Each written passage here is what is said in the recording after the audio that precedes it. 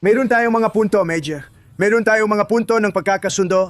Gusto nilang magkaroon ng kasunduan. At oo, Gusto talaga natin makipagkasundo. Sa tingin ko, handa tayo makipagkasundo. Sa tingin ko, matatapos natin ito. Di ko lang alam kailan. Dahil gusto talaga nila ng kasunduan. Di mo alam gaano nila ito kagusto. Gustong-gusto talaga nilang magkaroon ng kasunduan. Nakikita ko na magkaroon ng kasunduan sa Iraq. Malapit na rin tayo magkasundo sa Iran. malapit na tayong magkaroon ng kasunduan. Sa tingin ko malapit na tayo doon. Nakikita ko na malapit na ang kasunduan doon. Kitang-kita na magkakaroon tayo ng kasunduan sa Iran at magiging maganda ang kasunduang iyon. Ang galing. Mabilis. Pero pupunta ka rin ba para pakainin ng mga buhaya? Pakainin ang mga buhaya. Dapat mabilis ang proseso. Tatapusin agad ang digmaan. Gustong-gusto nilang makipagkasundo. Iniisip namin na malapit na kami magkakasunduan at ayos lang yon. Nasa huling yugto na tayo at napakaganda nito. Ngayon, ika-39 na beses na niyang sinabi ang ganyang bagay. Salamat. Kayo pa ang nagtatanong sa amin kung naiintindihan namin ang nangyayari. Ika-39 na beses na ito, gawin na nating 40 dahil yung huli niyang sinabi, 20 minuto na ang nakalipas. Kaya gusto kong magsimula mismo dito. Kasama sina General Capitini at Daniele Moore. Pero itong napakainis na beautiful mega deal. Meron ba o wala? Magsisimula ako kay Paolo dahil ang unang lumalabas ay yung dalawang version ng draft, 'di ba?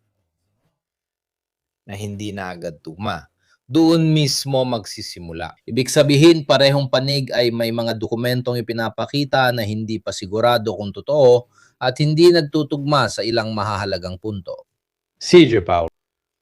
Oh, sa Roma, sinasabi nilang, kumain ka lang ng walang inaalala. Ibig sabihin, kahit di agad maayos ang lahat, kumain ka lang basta may kasunduan. At baka totoo rin naman yon.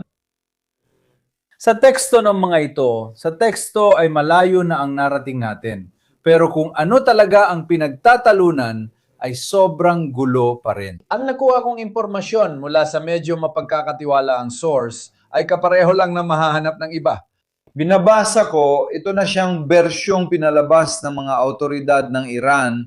Merong malaking kasunduan, pero hindi ito para sa mga Amerikano. Bod, kailangan maghanda ng Estados Unidos at mga kaalyado ng plano sa muling pagtatayo matapos nilang sirain ito na aabot sa $300 bilyong.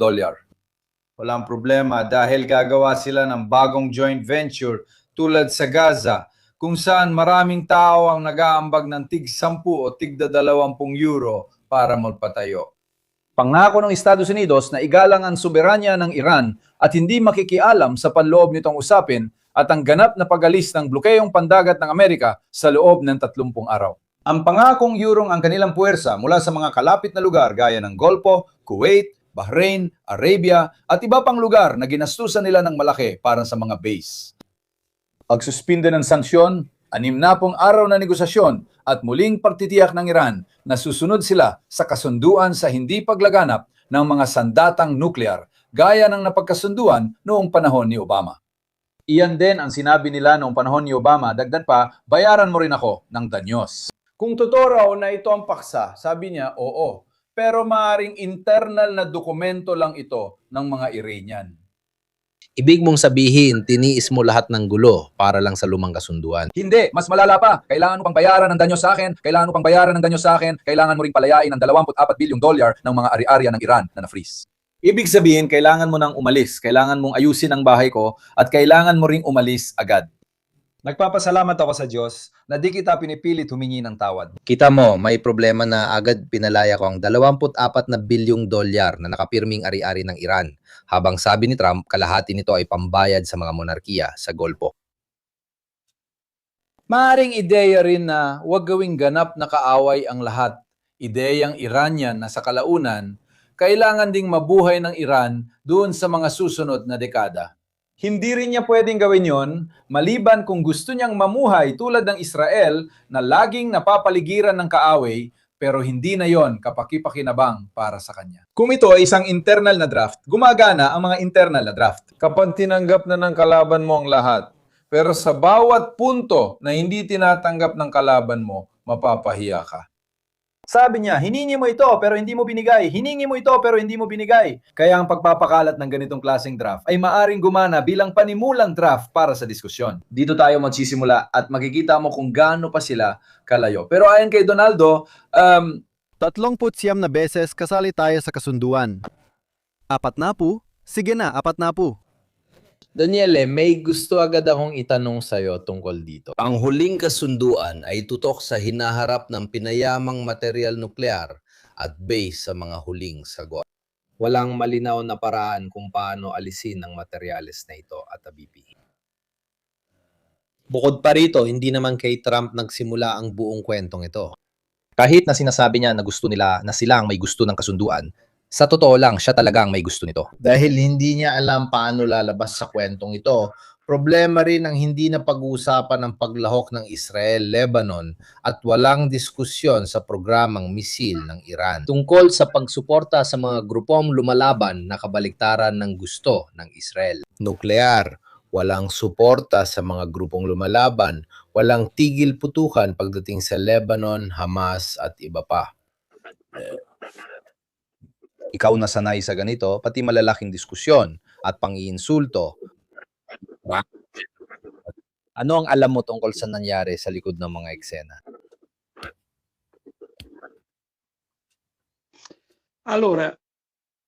Sige, tama lang na sinimulan mo ito sa mga pahayag niya kasi araw-araw siyang sumasagot. Yung mekanismo, kung isipin mo, na ginagamit niya noong kampanya sa eleksyon sa Amerika, ibig sabihin, aayat siya sa entablado. Magsisimula siyang magsabi na ako ang mananalo, ako ang gagawa, ikaw ang magbabayad.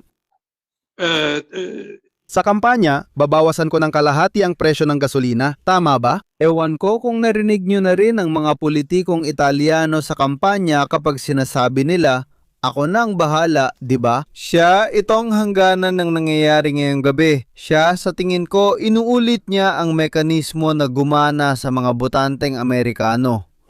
Nakakalimutan niya kasi sa pingin ko, nawala na rin sa kanya ang pakiramdam ng realidad. Ibig sabihin na pagkakamalan niya ang ibang bahagi ng mundo kung saan may mga napakatuso at napakapanganib na mga aktor sa mga botante ng Kentucky. Kung titignan natin ngayong gabi at babasahin ng mabuti, totoo ngang pinag-uusapan ang isang kasunduan na kung totoo man ay mas maganda pa para sa mga Iranian kumpara sa nakuha ni Obama noong 2015 matapos ang 2 taon ng negosasyon. May isa pang problema na binanggit mo lang kanina, Moro. Pero pagkatapos, sa totoo lang, kahit na totoo nga, baka nga totoo, na ang mga Iranian ay sumusuko sa pagbuo ng sandatang nuklear. Sino ba talaga ang magbeberipika ng mga bagay na yan? Ang tanging international na organisasyon na naiisip ko ngayon na pwedeng pumunta ay ang IEA. Si Grossi, saka nga pala si Grossi, alam niyo naman, yung taga-Argentina, may malakas na tsansa, maraming posibilidad na maging bagong Secretary General ng UN. Kaya, kahit sa internasyonal na antas, malamang siya, ayon sa common sense, ang pinakakapani-paniwalang tao sa paghawak ng bagay na ito. Pero susubukan kong bigyang diin ang ilang bagay. Una, doon sa ika-5 o ika-6 na punto na ipinakita mo lang, nakasulat doon ikaw Trump, ibigay mo ngayon, bukas o sa oras na magbukas ulit ang mga bangko sa Lunes, $12 bilyong ilalapag mo muna sa mesa. Kapag naibalik mo na sa amin ang pera, dahil pera yon ng Iran na kinuha ng Amerika para sa mga kadahilan ng politikal, saka pa lang tayo magsisimulang mag-usap. Narito ang totoong problema. Gusto ko lang ipunto na nasa simula pa lang tayo ng Hunyo. Ayon sa kasunduang ito, binibigyan mo ng 60 araw para pag-usapan kung paano haharapin ang issue ng nuklear. Ibig sabihin, aabot ka talaga ng kalagitnaan o katapusan ng Agosto. Samantala, hindi mo pa nabubuksan kasi sinasabi doon 30 araw tapos kailangan mo pa itong tanggalan ng mga mina. Kahit totoo pa yan tungkol sa Hormuz, tumaas na ang presyo ng gasolina at hindi pa bumababa. May mga Amerikanong survey na critical sa ekonomiya, pagdating kay Trump, kailangan din nating maging malinaw. Hindi porket critical sila kay Trump, boboto na sila sa Demokratiko, pero talagang matindi ang kritisismo nila kay Trump. Tapos may isa ka pang problema, sa mga bansa sa Golpo, anong sasabihin mo sa kanila? Sa totoo lang, sa pahayag na inilabas ng Tehran, nakita mo yon, ilang oras lamang nakalipas, Mirko na hindi.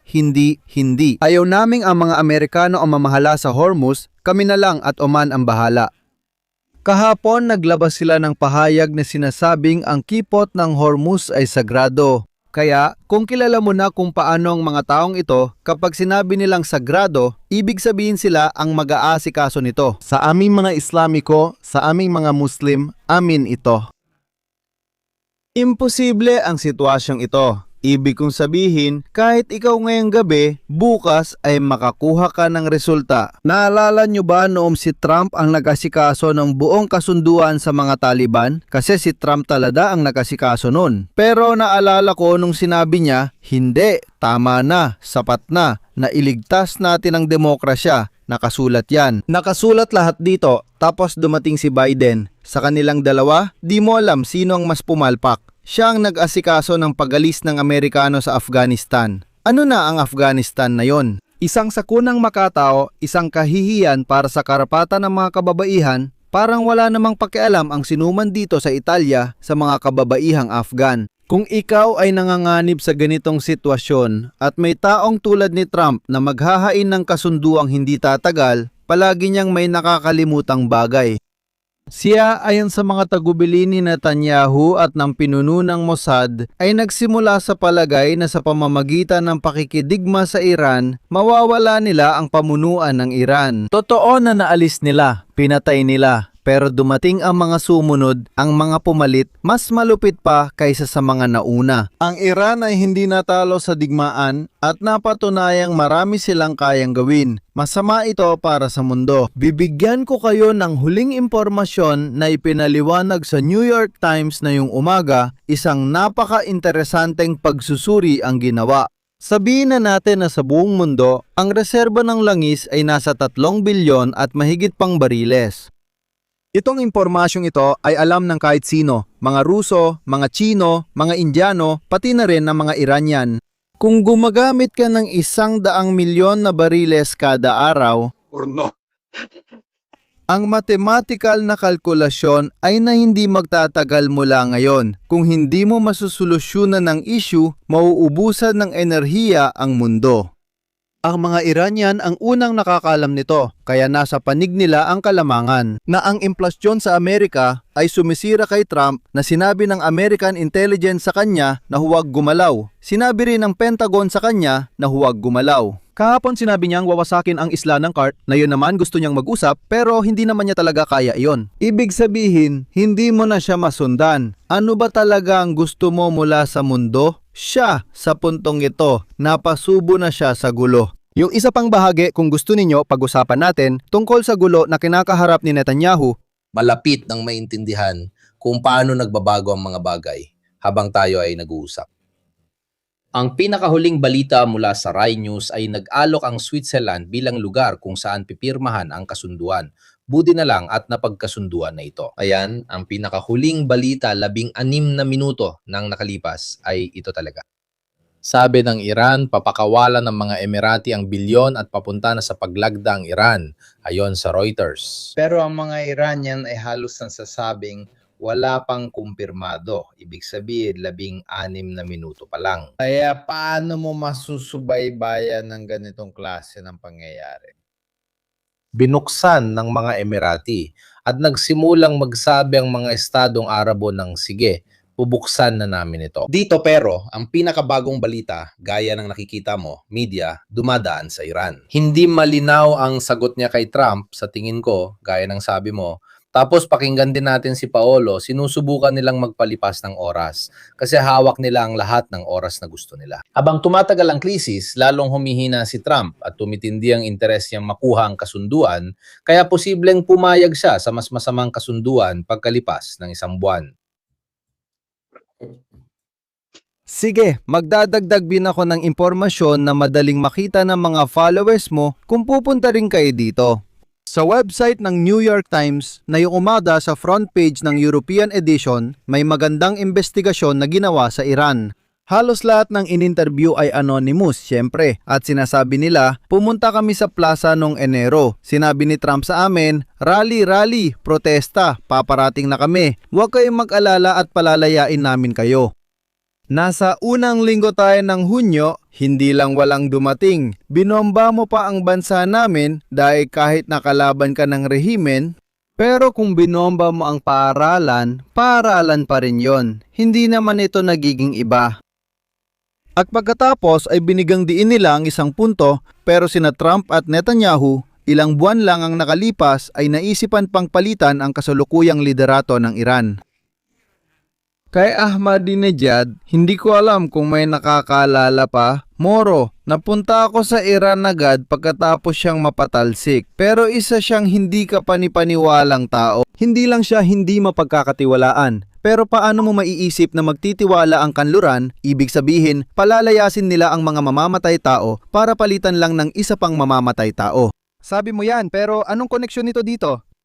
May isa pang mahalagang punto na binabanggit mo. Malinaw ang sitwasyon sa mga bansa sa Golpo, may interes silang makahanap ng kompromiso, pero kompromiso talaga. Una, dahil ang mga bansa sa Golpo ay hindi naman ang sumira sa mga kasunduang Amerikano sa Iran, nanood lang sila. Pangalawa, may malinaw silang interes sa ekonomiya dahil kung magtagal pa ito ng isang buwan, maaring magsara at hindi na muling magbukas ang mga negosyo sa Dubai at iba pa. Dahil may epekto ito sa pamumuho ng pinansyal at iba pa. Kaya sa tingin ko, may apat kang binuksang usapin. Hindi lang Amerika at Israel laban sa Tehran, kundi pati mga bansa sa Golpo at ang Israel ay may sitwasyong lubos na naiba sa Amerika. Sa puntong ito, si Trump na pwedeng magpatuloy sa pagiging mayabang kaya kitang tapusin, hindi ba? Tatanggalin ko ang iyong sibilisasyon, pero ikaw? Ang mga Iranian na nagsasabi, pero ikaw? Ang mga nakaraang karanasan sa mga administrasyong Amerikano, sa lahat ng administrasyong Amerikano, lalo na kay Obama, ay danoong si Gaddafi, pati na rin ang iba, ay may mga sandata, pati na rin ang mga biyolohikal. Maya-maya lang ay may dumating at pinatumba sila. Pero bakit kailangan magtiwala ang pamunuan ng Iran sa pamamagitan ng pagsuko ng isang sandata? At pagkatapos ay naroon pa ang punto na binanggit mo na sa tingin ko ay hindi binabanggit ng mga Italianong media. Ang mga ballistic missile, Mirko. Ang mga ballistic missile. Sige, tuloy mo. Ibig kong sabihin, pero ikaw, pakinggan mo, baka epekto lang ng tag-init. Naalala mo ba ang Ottavo Nano? Ayan. Sino ba ang ilalaban natin sa Iran? Patay na rin si Amedeo Nazari. Patay na siya. Ilalaban natin ang anak niya. Sinubukan niya kay DiCaprio. Sabi niya hindi. Pero ikaw. Kasama si DiCaprio, sinabi niyang ayaw niyang may kahon sa papel ng taong lumulubog. Tama. Ibig sabihin, ang anak ni Za, hindi. Pero masasabi ko na siya pa rin ang boss at nananatili. Malamang siya pa rin ang susunod nating maririnig kasi ganoon natatapos. Noong 2001, layunin nitong ipakita ang propetikong kapangyarihan ng ilang palabas na dapat balikan gamit ang bagong pananaw. Mapapaisip ka na para kayanin ang larong ito. Sa totoo lang, kung titingnan natin ito mula sa medyo mas malayong pananaw, may panganib talaga. Ang Iran ay may higit na kapangyarihan at kalayaan kaysa dapat. At ipapaliwanag ko ito. Totoo na mukhang nananalo ang Iran sa estratehikong aspeto. Totoo ring marami itong pagkalugi at hirap, hindi dahil sa digmaan, kundi sa mga nangyari sa nakaraang 20 taon. At kaya naisip ko na, kung gusto mong laruin ang larong ito, napilitin ng Estados Unidos na mapahiya sa buong mundo. Hindi mo ito magagawa mag-isa. Kailangan mo may matibay kang suporta. Talagang matibay mula kanino. At dito, hindi mahirap hulaan kung kanino galing ang suporta na yon. Ngayon, itong tila paglaya ng China halimbawa, tungkol sa issue ng Iran, nakikita ko na hindi naman sila ganun kalayo talaga. Mas lalo kong nakikita hindi naman kalayo ang panig ng Rusya. Ngayon, dahil sa kanilang kasaysayang pampolitika, parehong China at Rusya, masasabi nating May tradisyon sila ng pagiging maingat sa mga pahayag na tiyak na mas higit kaysa kay Trump. Kung may kasunduan sa likod nito, kung may konkretong suporta sa likod ng pulisya ng Iran at sa tiyempo ng pulisya ng Iran sa pakikitungo sa Estados Unidos, tiyak na hindi natin ito malalaman basta-basta sa pamamagitan lang ng pagtingin sa internet. Pero ang mga palatandaan kung paano gumagalaw ang bansang ito na inuulit ko, ay isang bansa na kung titingnan mag-isa, ay isang bansang may mga kahirapan. Dahil may sarili itong panloob na kalagayan, dahil mula na yon, Hunyo ng taong ito, ngayon, isang taon na itong nasa digmaan, nakikipaglaban ito sa pinakamalaking puwersang militar sa mundo at sa pangalawang pinakamalakas na puwersa na mayroon. Dahil kahit paano, nagdulot ito ng pinsala sa Israel. Isa itong bansang lubos na nakahiwalay. Kahit ganon, naglalakas loob pang sabihing baguhin ang geometry ng Golpo Persiko at paalisin ang lahat ng Amerikano roon. Ipagtanggol natin ang sarili, bumuo ng bagong kadena ng halaga, maghiwa-hiwalay, gaya ng sabi ni Daniele, at pamahalaan ang sarili. Ang kipot ng Hormuz, dahil atin yon. Masyadong komplikado ito sa tingin ko para isagawa lang ng Iran na kumikilos ng mag-isa, nang walang suporta, pahintulot. At masasabi ko rin siguro, pati ang direksyon. Ang direksyon kahit papano ng China, siguro ng Rusya, at hindi ko rin isasang tabi ang ibang bahagi ng BRICS. Sa tingin ko, ito ay isang palagay na may sapat na basehan. Maliban na lang kung tatanggapin natin ang ibang ideya. Na ang Iran ay pinamumunuan ng mga taong irresponsable at arogante na basta-basta na lang ng hahamak ng iba. Ang Estados Unidos kahit mahina na ay Estados Unidos pa rin.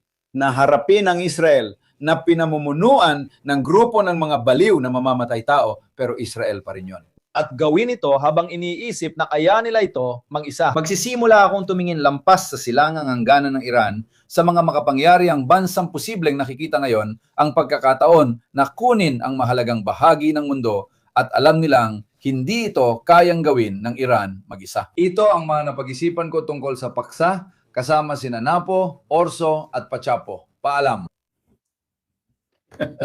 Daniele, paano mo mapagkakasundo ang pagtutol ng Iran at pati na rin ni Trump? Kasama sa kasunduan ng Israel, Lebanon at iba pa, lalo na kapag may walang kwentang pahayag. Na hindi sila aatras mula sa mga security zone sa Lebanon, Syria at Gaza.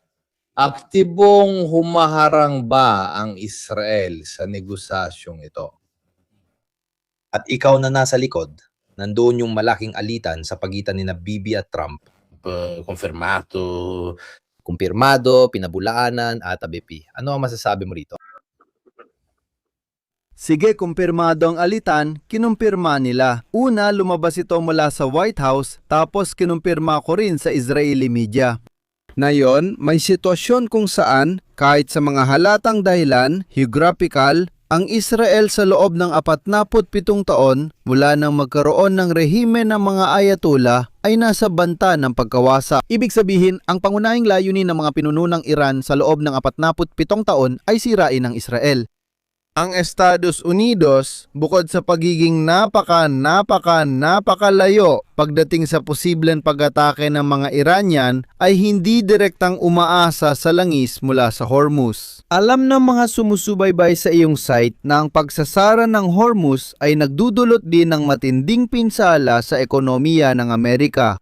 Pero sabihin na lang natin, tayong mga Europeo ay mas umaasa kaysa sa mga Amerikano at Israel. Dahil sa pagsasara ng Hormuz.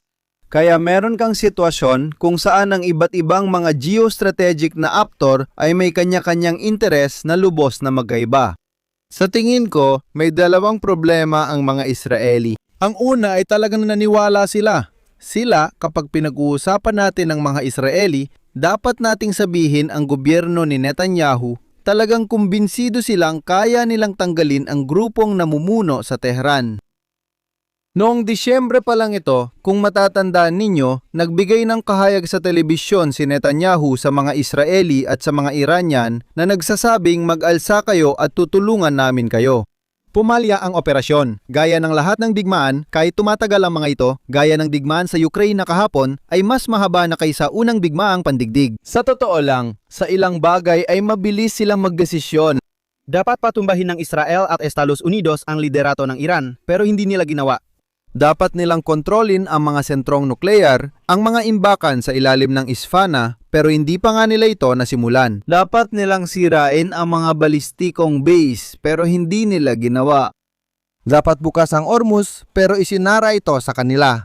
Dapat nilang ipagtanggol ang mga bansa sa Golpo. Hindi pa namin ito napag-uusapan, pero sigurado akong alam ni Kapitini ito. Ibig sabihin, naglagay ka ng mga base ng Amerikano sa buong Golpo at pagkatapos ay dumaan ang unang Iranian para pindutin ang mga boton at nakarating na umatake ng mga base ng Amerikano sa Jordan. Kung iisipin ninyo ang itsura ng mapa, kaya nilang makarating ng malayo. May isa pang problema na binanggit ni Mirko kanina.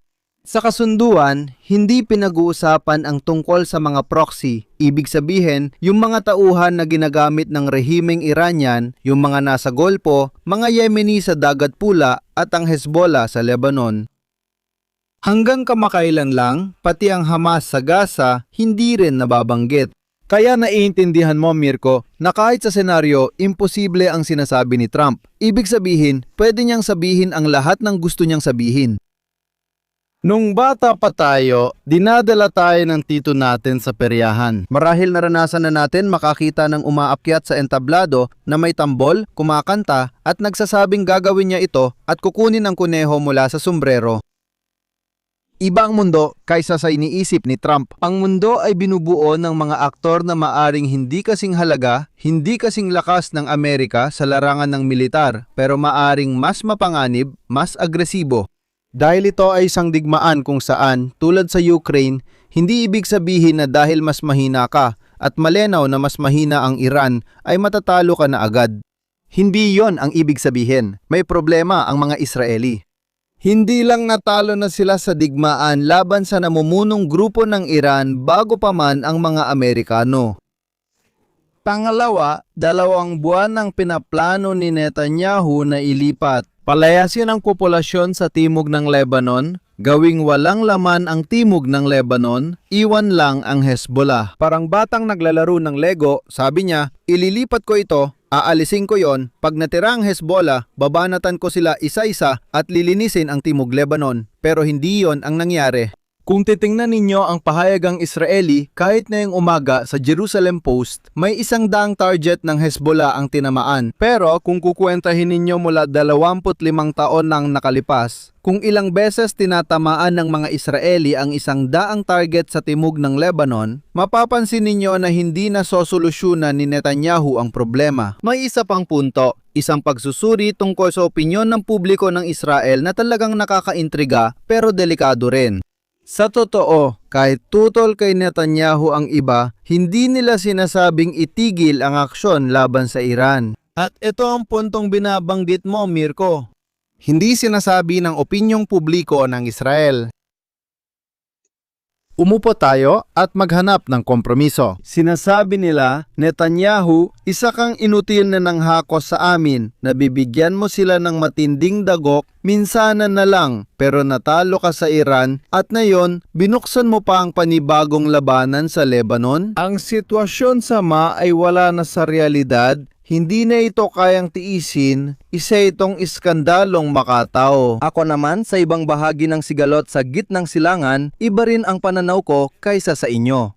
Pero sa Cisjordania, hindi na matiis ang sitwasyon. Pero hindi yun ang problema. Ang problema ay mas radical ngayon ang opinyon ng publiko ng Israel kaysa sa mismong gobyerno ng Israel. Sabi niya, hindi kami pwedeng mabuhay sa bansang pwedeng dumating ang susunod na ayatollah, gagawa ng bomba sa bakuran at tamaan kami ng ballistic missile. Ang ibig ko lang ay mamuhay ng normal tulad ng gusto ng mga Lebanese.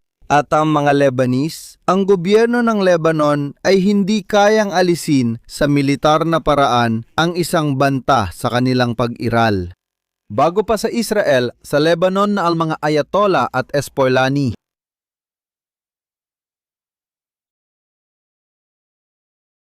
Gusto kitang tanungin ng isang bagay para makuha ko na rin ang tanong.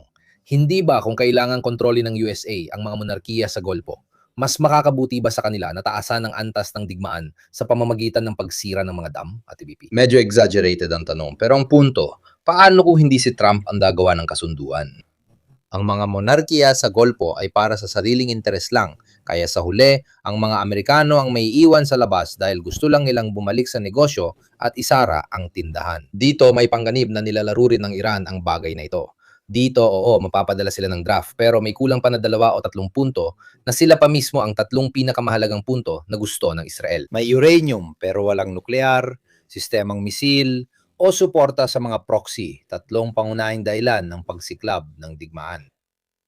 Subukan nating maging nakunin at pag-isipan natin ang mga salita, mga kagustuhan ng Israel. Alisin ang mga ballistic na misil na kayang abutin ako. Itigil ang programang nuklear at alisin ang mga nagbabanta sa aking hangganan. Ibig kong makita ang Iran na walang-wala sa susunod na 50 taon. Kaya tanong ko, tatanggapin niyo ba ito kung kayo ang mawalan ng lahat? Seryoso ako, kailangan ko pa rin ng isang pantalon. Kasi kung wala akong mga ballistic na misil, dudurugin mo ako gaya ng gusto mong gawin. Pwede kitang takutin gamit ang ideya ng atomic bomb. Sandata ito na pwedeng makatulong maiwasan ang digmaan sa bayan ko. Bakit mo ako pinipilit? Yung mga tao sa paligid mo na patuloy mong pinapatay ng masaya, tulad ng ginawa mo sa mga nakaraang taon, patuloy mong pinag-uusapan ng Hezbollah na parang isa silang nilalang na galing sa Mars, na basta na lang bumaba sa timog ng Lebanon. Makikita mo na 25 hanggang 35% ng populasyon ng Lebanon o mga ipinanganak doon na may Lebanese pasaporte ay Shia ang relihiyon. Mahigit 2/3 sa kanila, 30% ay mga taga-suporta ng Hezbollah. Kaya hindi laban sa Hezbollah ang digmaan, kundi laban sa mga Shia na Lebanese, laban sa bahagi ng Lebanon. Masasabi rin ito sa ibang paraan kung gusto mong ipahayag sa ibang salita.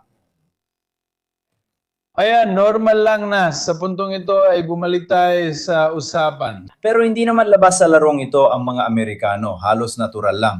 Dahil pwedeng manatili doon ang mga Amerikano. Hanggat ang mga monarkiya sa Golpo, ang Iran, ang Israel, ang Ehipto at ang Jordan ay talagang nangangailangan nito kapag ang presensya ng Amerika ay mahalaga para sa balanse ng lugar. Iyan ang pinapakita ng Iran ngayon. At una sa lahat, ang tagapangalaga ng mga posibleng kasunduan ni Abraham na siya namang Israel at ang nagtaguyod ng mga kasunduan ni Abraham, ibig sabihin ay ang Estados Unidos. Ay hindi nakakatulong sa balanse at gayon din sa interes ng lahat. Lahat ng mga bansang nakaharap sa Golpo na hindi naman kapareho ng Iran pero nagkakatugma sa isang punto. Hindi natin pwedeng mamuhay sa mga huling bugso ng kasaganahang ito. Alam nila na paubos na ang langis at ito na ang katapusan, kaya napapansin din nila sa Golpo Persiko na ang Sina ay tumututok sa renewable energy at naghahanap ng alternatibo bukod sa langis. Oo, hindi agad bukas ng umaga, pero sa kasaysayan, sa loob ng mga dekada. Alam nila na matatapos din ito at gusto nilang sulitin ang mga huling sandali ng kayamanan.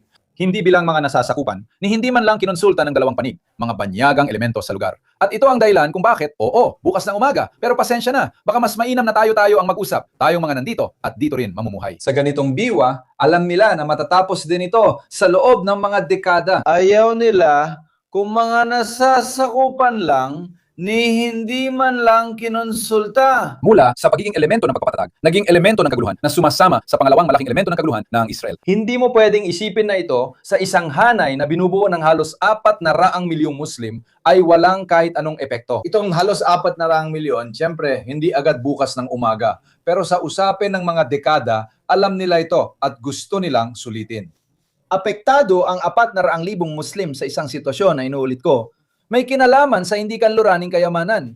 Hindi ba siya makapaghintay na baguhin o pag-usapan muli ang mga estruktura? Kaya sila ay mga taga-Golfo noong panahon ni Saddam na mga nasasakupan. Hindi man lang kinonsulta ng kasalukuyang mga estruktura kaya mas hindi na sila hiwalay ngayon. Siyempre, bukas ng umaga, sa mga lugar na tulad nito, kung saan maaari kang magkaroon ng kapangyarihan, maaari mong gawin ang gusto mong gawin. Ngayon, kung gagawin mo ang ginawa ni Bush noong mga nakaraang dekada, mawawala ka sa pwesto. Alam nila ang kanilang lugar. Tingnan ninyo kung paano kumikilos ang Ehipto.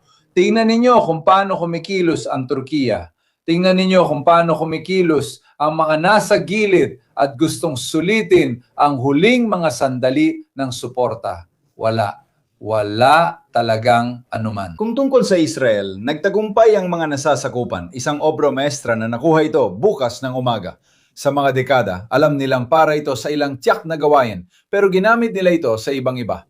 Tinutukoy ko ang IDF, pero baka pag-usapan pa natin ito mamaya. Gumamit sila ng martilyo para tanggalin ang mga turnilyo. Ngayon, para tanggalin ang mga turnilyo, kailangan mo ng distornilyador. Ang martilyo ay para sa pagpukpok ng mga pako. Kung talagang sa huling sandali na lang ng pagtatanggal ng mga turnilyo, ngayon para tanggalin ang mga turnilyo, kailangan mo ng distornilyador. Hindi nila magawa. At yan ang napapansin nila, sinasabi nila. Ang pamunuan ng militar ng Israel, ang ginagamit ninyo, kayong mga nasasakupan. Ginagamit ninyo ang pamunuan ng militar ng Israel, kayo mismo ang gobyerno. Para dun sa sinabi ni Daniele, para sa isang bagay na lahat ng Israeli ay sabik na gawin ng Israel, gusto nilang makita ang Israel na durugin at tuluyang wasakin ang banta ng Iran. Ginagamit ba nila ang distornilyador sa halip na martilyo o kabaliktaran? Baka pag-usapan natin ito bilang mga nasasakupan na di kinonsulta.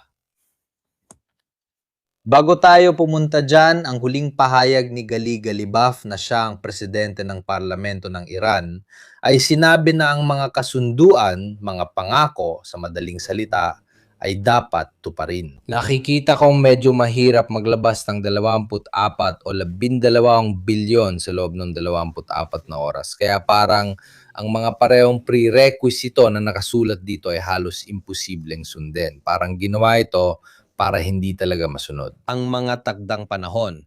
Dahil technical na imposible itong gawin agad kahit may mga anunsyo na mula sa iba't ibang monarko ng Golpo na nagsasabing na unlock na nila ang ilang bagay. Magandang tanong yan para sa'yo, Daniele. Sabi ni Daniele, pabor siya sa pagtigil ng pondong militar mula Amerika. Bakit niya ito sinabi? At ano ba itong batas na seksyon 224 na napaka-kontrobersyal? Itong section 224, hindi ko alam kung ano yon at sigurado akong kaya mong maintindihan kung ano ang tinatanong nila sa atin. Tungkol kay Netanyahu, alam mo, lumilipas ang mga taon. Nakilala ko si Netanyahu noong siya ay embahador ng Israel sa United Nations. Masasabi ko, talagang isang kawili-wiling personalidad. Pero 25 hanggang 30 taon nang lumipas mula nang siya ay namuno. Sa totoo lang, isa siyang uri. Parang si Putin sa Russia, ibig sabihin mga personalidad tulad ni Erdogan sa Turkey na nandoon lang, minsan umaalis, 2 taon na wala, pero sa totoo lang, nandoon pa rin siya palagi. Isa siyang tuso, isa siyang taong mahusay umintindi na sa relasyon kay Trump. Naalala niyo ba nung nahalal si Biden? Si Netanyahu, punong ministro ng Israel noon pa man, tumawag sa presidente ng Estados Unidos ng Amerika at sinabi, Presidente, binabati ko po kayo. Hindi kinausap ni Trump si Netanyahu ng 2 taon, ininsulto pa siya sa publiko at sinabihan ng masasakit. Sa tingin ko, natuto na si Netanyahu. Bibigyan ko kayo ng isa pang halimbawa. Noong nakaraang taon, nitong mga araw na ito rin, sinabi ni Trump, pagkatapos ng mga unang walang kwentang pambobomba laban sa Iran, sinabi niya, winasak ko na ang lahat ng estrukturang nuklear nila. Mamapasilidad ng Iran iyon, lahat. At sa mga American media, may naglakas loob na magtanong, kung naubos mo na ang mga iyon noong 1 taon, bakit bumalik ka pa noong Pebrero? Ilang beses mo ba kailangang wasakin ang mga iyon? Halatang nagsabi ka ng kalokohan, gaya ng madalas mangyari sa kanya. Sa pagkakataong yon, sa totoo lang, ang malaking bahagi ng mga nasirang estrukturang nuklear ng Iran ay dahil sa Israeli Air Force. Pero si Netanyahu na nahimik lang, hindi niya pinagsalita, sinabi niya, magaling presidente, salamat ulit. Bakit kaya?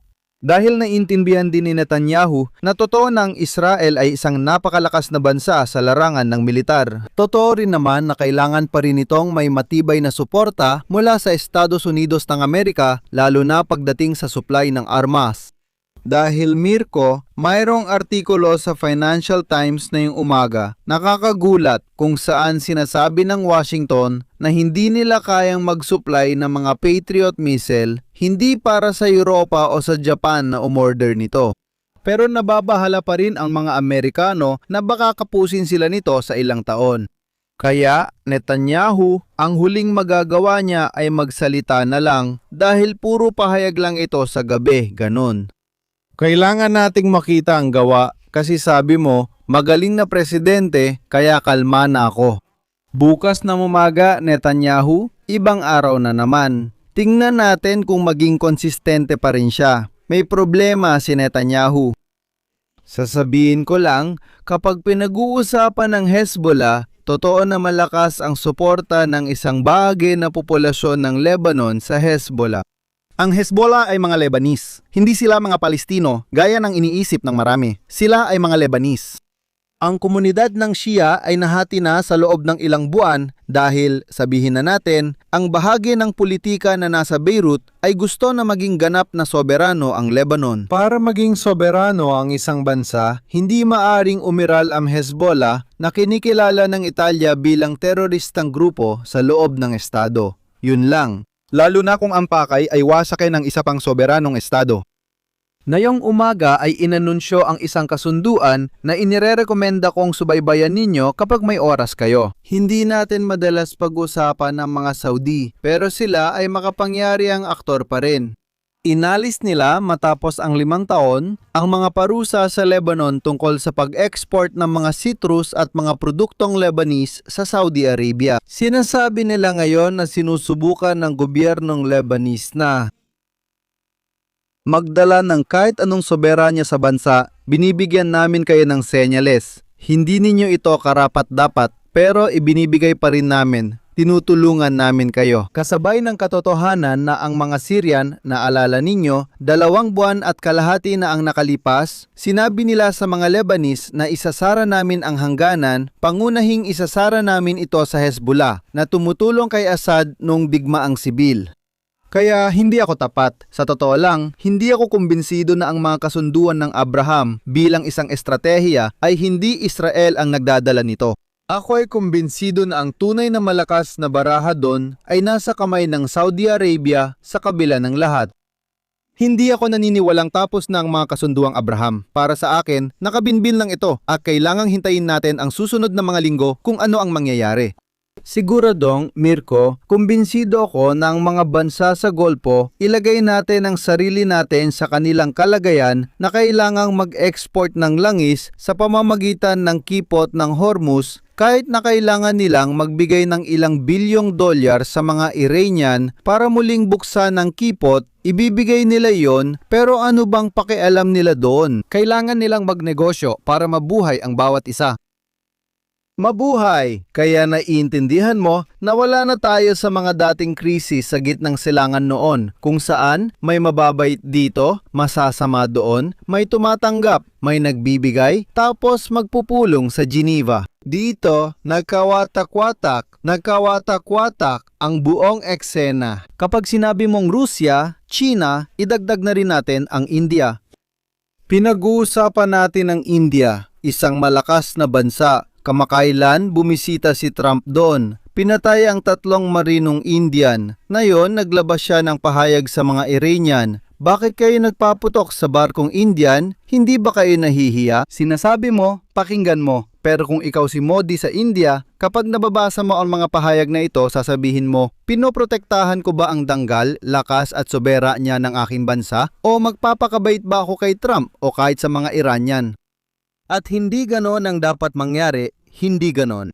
Para sa akin, imposibleng maisakatuparan ni Trump ang kasunduang ito dahil iniaanunsyo niya ang isang bagay na wala namang interes gawin.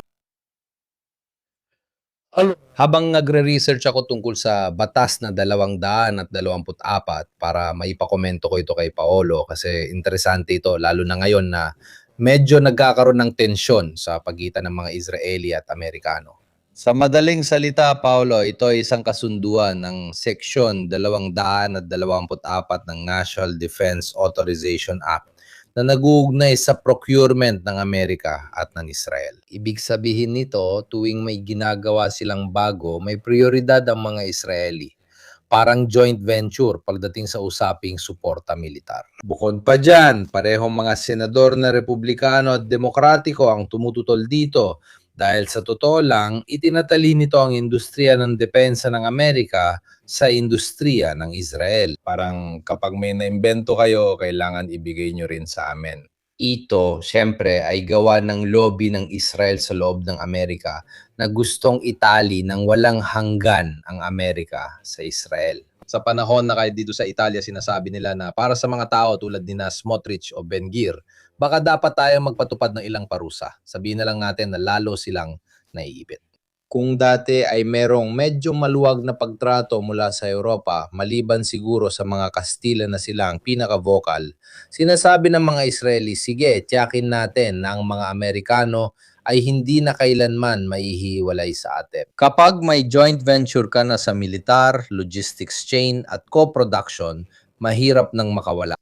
Anong palagay mo sa hakbang na ito? Na syempre, sa gitna ng lahat ng kaguluhang ito, tama lang na ipinaalam sa atin ng manonood kasi halos hindi napansin ito. Sige, Paulo. Kailangan mo. Oo, ayan, nandito na ako. Oo, sigurado, mapapaisip ka kung paano pa sila magiging mas malapit kaysa ngayon. Pero sabihin na lang natin, posible yon. Ang mapapaisip ka talaga. Binabanggit dito ang pinag-isang pananaliksik. Tama. Isa ito sa pinakamahalaga para sa isang bansa. Ibig sabihin, ang mga lihim militar o yaong ginagamit para sa militar ay ang nabibigay sa iyo ng ganap na kalamangan. Isipin nyo kung sa panahon ng Los Alamos ay may batas kasama ang Gran Bretanya na nagsasabing, gumagawa kami ng atomic bomb na ibabagsak sa mga Hapones. Gusto nyo bang sumali sa proyekto? Sa mga Ingles, halimbawa. Simple lang, mahirap ipatupad ang ganitong bagay. Pero sana pag-isipan nyo rin ang isa pang paksa na dapat iugnay dito. Tinukoy bilang distansya sa pagitan ng isang namumunong grupo. Kayo na ang bahalang magtakda kung gaano kalawak pwede nyong paliitin. Si Trump at ang kanyang maliit na entourage, o mas malaki pa, ang mga teknokrat na sumusuporta at nagpupundo sa kanya at ang populasyon ng Amerika. Sa loob ng wala pa isang buwan ay ika-4 ng Hulyo na. Ang mga Amerikano ay naggiriwang ng kanilang kalayaan. Kailangan nating pag-isipan ng mga salita. Nagdiriwang sila. Nanalo sila sa maraming digmaan. Marami silang nagawa, pero ipinagdiriwang nila ang mga araw na wala na silang mga amo. Ngayon, kung nagsisimula ng kumalat sa publikong Amerikano, at nangyayari na nga ito, na ang totoo, may amo pa rin. At hindi ito ang presidente ng Estados Unidos na sila ang bumoto, hindi rin ito ang Senado, hindi rin ito ang Kongreso. Kundi ito ay isang tao na nakatira sa kabila ng karagatan, na gumagawa na may ibang interes na sinusunod. Ito ay isang napakalaking pampulitikang bomba sa kamay ng sinumang marunong gumamit nito. Bukod pa sa kapangyarihan, at marami siya nito, na hawak ng lobby ng Israel sa Estados Unidos. Kung sabihin mo sa isang Amerikano na ang presidente niya ay hindi talaga nasa Washington kundi sa Tel Aviv, tingnan mo ang magiging reaksyon niya. Dahil handa akong isukong lahat, pero hindi ang katotohanan kami ay mga anak na ika-4 ng Hulyo. Ibig sabihin ay malaya mula sa kahit anong hari o emperador. Ito ay isang issue na siguradong magiging mabigat at sigurado ako magagamit nila ito ng husto sa darating na halalan sa susunod na eleksyon sa Amerika. Dahil hindi pa kailanman nangyari na ang isang presidente ng Estados Unidos o ang buong pamunuan ng Amerika ay maparatangan gamit ang mga dokumento na malapit na konektado, halos umaasa o maging sunod-sunuran sa kahit anong pinuno ng ibang bansa. Hindi pa ito nangyari noon. At ito ang unang salik, isang salik na lubang seryoso. Gusto ko lang tapusin ang usapan na sinimulan ko kanina tungkol sa pagpapaalis. Ang posibleng pagpapaalis sa Estados Unidos mula sa gitnang silangan, hindi mo aakalain na parang pagtakas sa Saigon gamit ang mga helikopter ng embahada ang nangyari.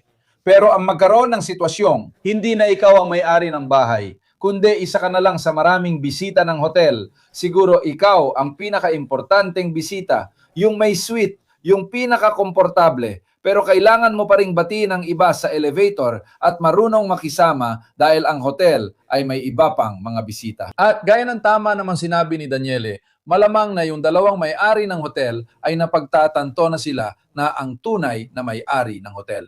Sila ay ang Saudi Arabia at Iran. At kaya naman nilang magtagumpay kung isasantabi nila ang 730,000 issue na naghihiwalay sa kanila, pero mananatili silang nakatuon sa sinabi ni Daniele. Ibig sabihin, hindi natin ikabubuti na mag-away-away tayo na parang mga ulol na aso. Dahil ang tanging nakikinabang lang ay ang ating mga kaaway at tiyak na tayo ang talo. Maghanap tayo ng kasunduan. Kung iisipin ninyo, ilang buwan lang ang nakalipas, hindi ba? Halos 2 taon nang nakalipas, ang China ang naging makapangyarihang bansa na halos nagpilit sa Iran at Saudi Arabia na magkasundo, na halos magkapayapaan. Nakakainis talaga ang demonyo itong nagpasimula ng away natin. Ayon. Naalala niyo ba noong sinimulan ng China ang muling pagbubukas ng mga diplomatikong ugnayan sa pagitan ng dalawang makapangyarihang bansa? Sa bagong ayos na ito, siguradong magkakaroon din ng pagkakataon ng Turkiya na makapasok sooner or later. Makikita ninyo na kapag pumunta ang Arabia sa isang lugar sa paligid ng Israel, sumusunod din ang Iran at sumasang-ayon ang Turkiya sa dalawa. Nasa gitna ka ng teritorium yon, ng lupain yun ng pagkubkob, nakakala mo ay makakalabas ka na. Sa isang aksyong militar, kahit gaano karahas, ay mahina pa rin. Lalo na kung isa sa alam-alang ang mga bansang kasali tulad ng Arabia, Iran at Turkiya. Kaya hindi makakamit ang tiyak na resulta. Ang Israel ay may masyadong maliit na hukbo para talagang mabago ang mga ugnayang pang-ekonomiya at militar kaugnay ng Arabia, Iran at Turkiya, gaano man sila magpakitang gilas. Dapat itong tingnan sa mas malawak na saklaw at kung nais manatili ng mga Amerikano, kailangan nilang maging mulat dito. Hindi ko alam kasi kapag sinasabi ko to at iniisip kong kaharap ko si Trump, naiintindihan kong parang nawawala ang saysay ng buong ideya. Pero sabihin na natin may dumating na talagang may alam tungkol dito. Kung tatanggapin nila ang bagong dimensyon na sila mismo ang kasali sa isang bagong arkitektura, at hindi mga amo ng isang ipinatao na arkitektura, baka may mapanatili pa silang isang bagay. Dahil kung ipagpapatuloy pa rin nila ang ganitong laro, hindi ko iniisip na matatagpuan pa natin ang Estados Unidos sa posisyon na kinalalagyan nila ngayon ng matagal. Sige, bago tayo lumipat sa susunod na mga paksa na marami pa dahil may mga kakaibang usapin din. Tulad ng, alam mo, itong kwento ng protesta tungkol sa mga flamingo sa Albania, tungkol sa resort ni Kushner sa Iceland. May issue kay Starmer na nangangakong magpapatuloy sa pakikipaglaban bilang punong ministro, may pagbibitiw ng ministro ng depensa ng Inglaterra, marami talagang mga bagay. Pag-atras ng Amerika, galaw ng aircraft carrier. Kamakailan nag-live kami kasama si Lanzara, pinag-usapan ang lumang operasyong Amerikano na hindi nakuha ang suporta ng mga base sa Europa. Balikan ninyo yon at makikita ninyong talagang mahirap para sa kanila ang mag-operate. Sige, Daniel. Salamat. Sa tingin ko, ito ang isa sa mga punto. Pangunahing tinalakay ngayong araw. Kanina umaga, makikita niyo pa rin online, inilabas ng New York Times ang tungkol dito. Pentagon na mag-aalis ng isang katlong bahagi ng mga fighter bomber mula Europa. Mula sa 26 na eroplano ng patrulyang pandagat, bababa ito sa 15. Patrulya sa dagat, sa tingin ko, itama niyo ako kung mali ako, na marami ring nakabase sa Sigonella pero dahil sa giyera sa Ukraine, dagat itim hanggang sa Baltiko. 3. Pinag-uusapan ang tungkol sa isang aircraft carrier. Kaya mula kaninang umaga, nagtatanong ako sa sarili ko dahil walang reaksyon mula sa gobyerno ng Italia. Hindi kaya dahil wala namang gaanong aircraft carrier ang mga Amerikano dito sa Europa. Baka ang tinutukoy nila ay ang ika-6 na flota, ibig sabihin sa Gaeta, para malinawan tayo. Ika-4. Isang submarinong pang-atake. Saan ito nakalagay? Interesante kung may sasagot sa mga susunod na araw. May daragdag din ako. Nasa Mediterranean ito at palaging nasa bandang Cyprus, Turkey. Sige, sinabi ko lang yon, pero kinukumpirma mo ang pinaghihinalaan ko na mula pa kaninang umaga kahit hindi ako eksperto. Pakingan, sa Lunes sa Washington, sa darating na Lunes. Sa ika-15 darating si Crosetto, Ministro ng Depensa ng Italia. Kung naalala ninyo, naantala na niyang pagbisita ilang buwan nang nakalipas. Nagkaroon din ng maliit na insidente, halos hindi nga insidente. Malaking salita yan nung sinabi ni Meloni na hindi niya papayagan kayong gamitin ang Sigonella para sa transit para pumunta sa Iran at iba pa. Matapos ang pagtanggi ng mga Kastila, nagdulat din ng kaunting kaba ang mga Italyano sa Washington. Bakit ko iminumungkahi na pagmasdan ng mabuti ang pagbisita ni Crosetto sa Washington sa Lunes?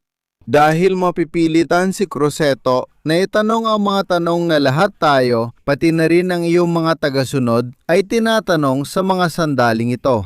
Ikaw ang nag-anunsyo kaninang umaga na aalisin mo ang isang katlo ng puwersang militar ng Amerika. Pansin sa pahayag ng New York Times, nakasulat doon na sa madaling panahon, ang madaling panahon para sa mga militar, alam naman ninyo yan, hindi ba?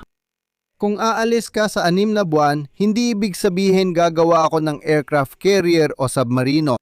Ibig sabihin ng madaling panahon ay iiwan mo ako ng ilang taon na parang walang proteksyon. Pangalawa, sa tingin ko, kailangan ninyong pagsamahin itong espasyong ito ng New York Times. Ngunit halatang Pentagon ang nagpasa nito sa kanila para magbabala sa mundo. Dahil ikaw, Estados Unidos ng Amerika, ay may mga base sa buong Golpo. At kapag sumagot ang mga Iranian sa isang pag-atake na ikaw, Estados Unidos ng Amerika, ang naglunsad laban sa Iran, hindi mo nagawang ipagtanggol ang iyong mga kaalyado, pati na rin ang mga base ng Amerika sa Golpo. Pangatlo, nung nabanggit ko ang Patriot, mag-ingat kayo at huwag itong maliitin. Nagbalik si Trump sa ikalawang termino at sinabi sa mga Europeo, Hapon at Koreano na bumili pa ng armas na gawa sa Amerika. Ang mga Europeo, Hapon, Koreano at Australiano ay nagsabi, sige, pero hindi kayang gawin at ihatid ng mga Amerikano ang mga ito. Tingnan ninyo, ang tatlong elementong ito ay nagpapakita sa atin na tayo ay lumipat mula sa tinatawag nating imperyo tungo sa isang napakalakas na kapangyarihan, ang pinakamalakas na kapangyarihan sa Unyon, pero hindi na ito isang imperyo. Hindi ito ang tamang paraan ng pakikitungo sa pagitan ng mga kaalyado. Isa sa mga tagasunod mo ngayong umaga sa site ng mga kaibigan natin Eres na tumatalakay sa mga usaping militar ay agad na nagpuna ng isang bagay. Pero kung buwagin mo ang Sigonella, ikaw na Amerikano. Pagkatapos, kapag kailangan mong pumunta sa dit ng silangan para magbombang dito at doon, anong gagawin mo? Hihingi ka ba ng pabor sa mga Italyano para papasukin ka ulit? Ibig sabihin, tinatamaan mo rin talaga ang interes ng sarili mong bansa, ng Estados Unidos ng Amerika dito, maliban na lang kung gusto mong sumuko. Naiintindihan mo ba lahat ng elementong ito, Mirko? Nakikita rin nila ito sa Tehran na yun gabi. Kung makita ng mga Iranian na ikaw ay umaatras mula sa Europa, mula sa Hapon, na sinabi na nila na hindi nila ibibigay ang mga Patriot ilang araw nang nakalipas, na hindi mo pinoprotektahan ang Taiwan at hindi mo nagawang protektahan ang iyong mga kaalyado sa Gulpo. Pero malinaw na ang iyong mga kaalyado sa Gulpo, gaya ng sinabi ninyo, simula sa Saudi Arabia, ay maghanap ng kompromiso sa Iran at sa iba pa.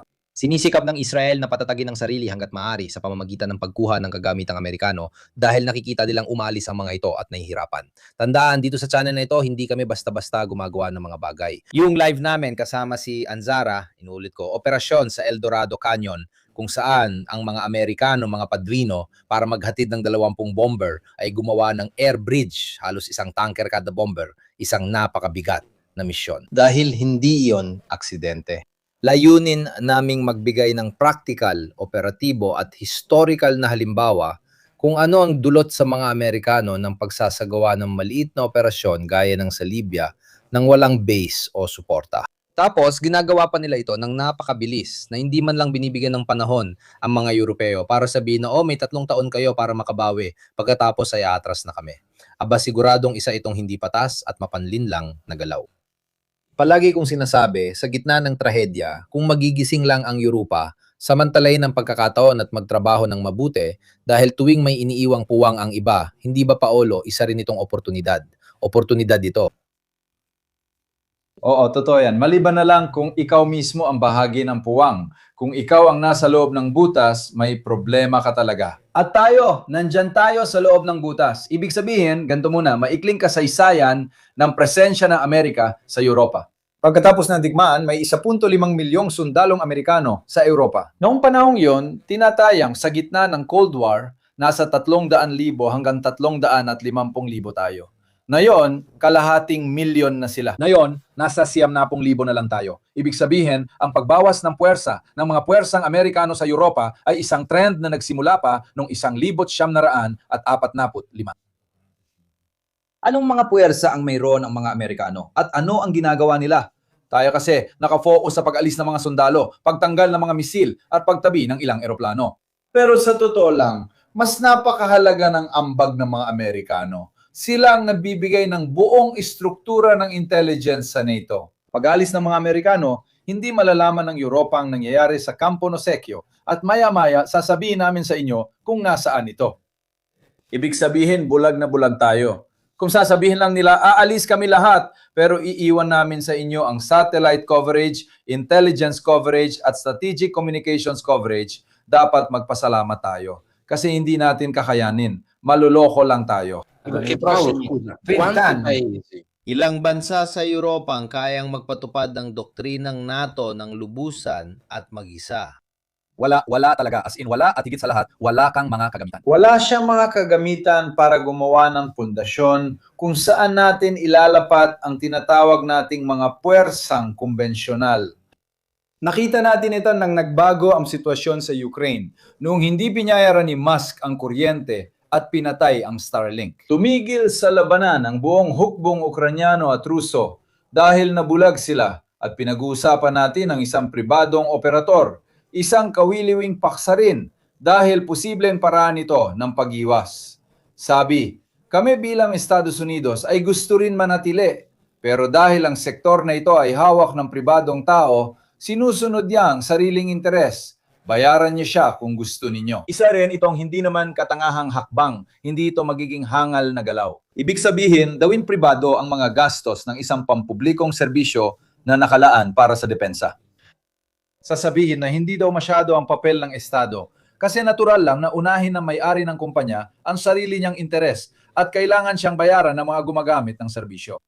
Yung ideya na aalis ang mga Amerikano ay hindi totoo.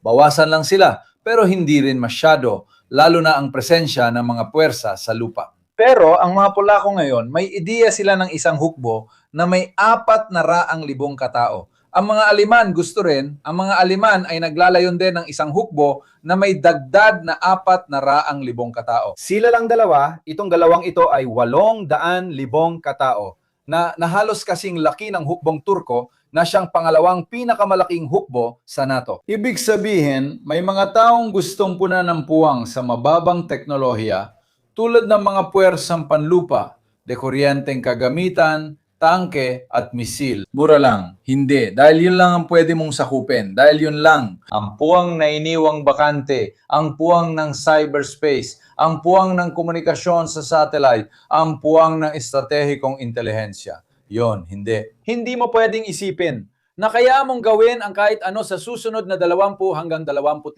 taon. Ayan, bumalik tayo sa butas dahil sa 60 taon na pwede namang sa gilid lang tayo. Pero pinili pa rin nating manatili sa butas. Ngayon, ang nakikita lang natin ay maliit na bilog sa langit. At iniisip natin yon na ang buong langit, di natin alam ang nasa labas ng butas na ito. Una, subukan muna nating lumabas mula sa bagay na ito. At maintindihan na ang hamon na ibinibigay sa atin ay masyadong mabilis, masyadong magastos para harapin ayon sa mga kondisyong iniaalok sa atin ngayon ng Estados Unidos. Kung di mo kayang sumali sa laro, huwag na lang at tanggapin ang patakaran na nag-alok nito. Iyan ang larong Amerikano. Aalis na ako, wala kang kakayahang palitan ako. Kaya kung gusto mong manatili ako, gagawin mo ito sa mga kondisyon ko at sa presyo ko. At ito ang kasunduan paminsan-minsan sa tingin ko na isip gawin ni Trump. Hindi lang ito tungkol sa pagbili ng kanyon, 4 na misil o kalahating barkong pandigma. Pero totoo na sa espasyong ito, may mga puwang na tinatanggap ng Alemanya, halimbawa, pati na rin ng Italya. Tungkol sa muling pagpapalakas ng industri at pananaliksik sa larangan ng depensa at seguridad na maaaring maging tagapagpasigla, lalo na't ang ibang sektor ng industri ay inaagawan ng ibang mga ekonomiya. At bumabalik tayo muli sa India, China, Timog Korea at Hapon. Kaya kung gusto mo ng puwang sa ibang mga segment, maaaring ito na ang pagkakataon para simulan nating tuklasin ang mga larangan ng pananaliksik at produksyon na nakuha natin. Sepolti per 60-70 anni. Isang proyektong ginawa ng isang kumpanya. Meron tayong mga universidad, meron tayong mga tao na kayang magdisenyo at mag-isip nito, at meron tayong kakayahan na gawin ito. Ito ay isang larangang maaring mabukas para sa atin, at sa tingin ko, dito nakasalalay ang laban. Itong espasyong sinubukan kong ibuod kahit hindi sapat ang kontradiksyon sa pagitan ng pag-alis natin. Daniele, itong pangyayaring ito, nagbitiw si Alcarnes na siya sanang ministro ng depensa kasi si Starmer ay patuloy na ipinagpapaliban ng plano at kailangan na nila ito. So totoo lang. Isipin mo na sa ngayon, ang British Navy ay may parang isang kapat lang ng mga barko ng Italya. Oo, ng Italya. Mga 68 o 69 lang sila. Samantalang tayo ay may 265.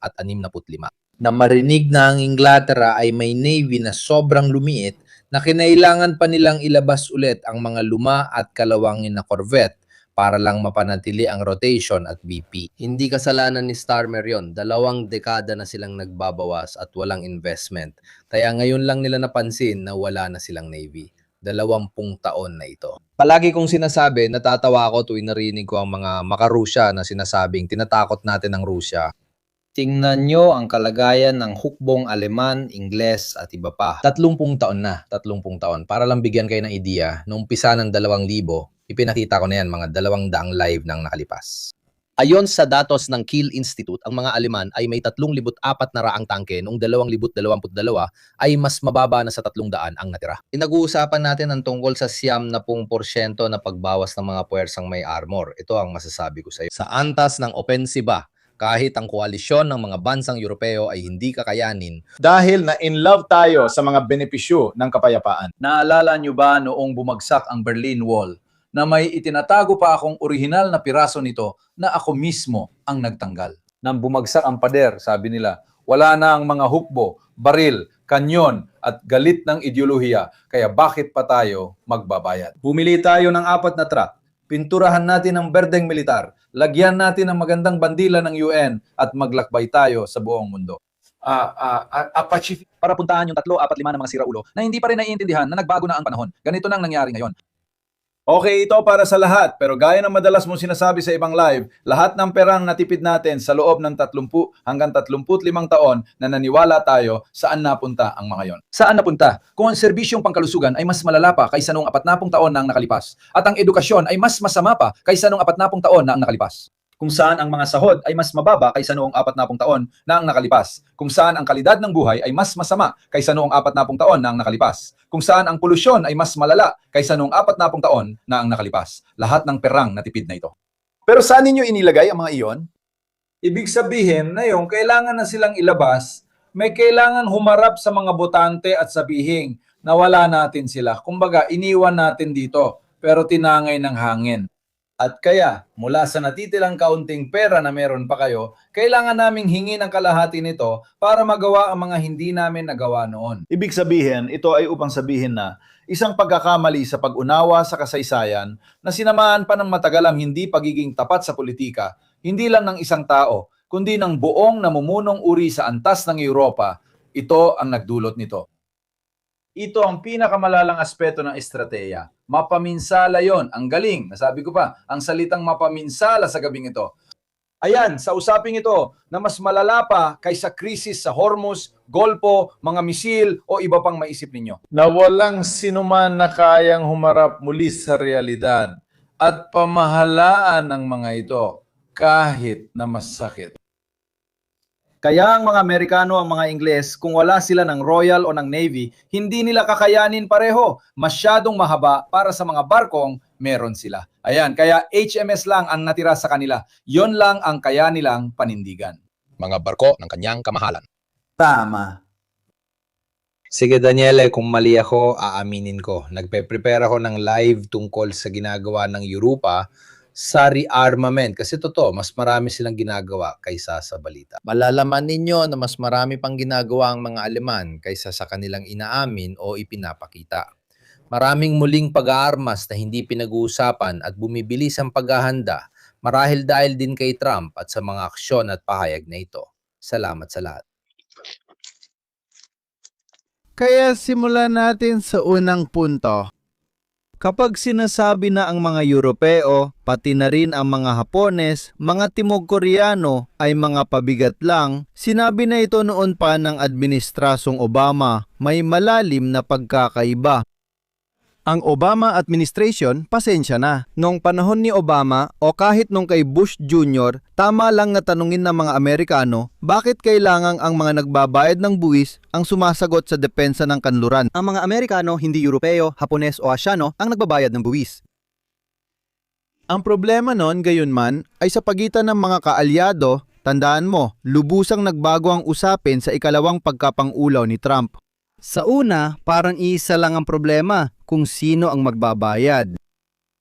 Noon, ang tanong ay kung sino ang magbabayad at tama lang na sina Obama at Bush ay nagsasabi sa mga Europeo na umilos kayo, magbayad naman kayo kahit papaano kung hindi man lahat. Kay Trump, iba ang problema. Sinasabi ni Trump na magbayad kayo kahit papaano kung hindi man lahat, pero kapalit nito ay hindi na tayo magkaalyado. Gusto kong idiin ito. Maraming tao, pati dito sa Italia, ang niloloko ang sarili at iniiwas ang harapin ang katotohanan. Tayo ay kaalyado pa rin ng mga Amerikano, pero ang mga Amerikano ay hindi na natin kaalyado. Masakit sabihin, pero ganun talaga. Pangalawang punto. Malinaw na, ibig sabihin una sa lahat, ang sinasabi ni General Kapitan ay napakahalaga.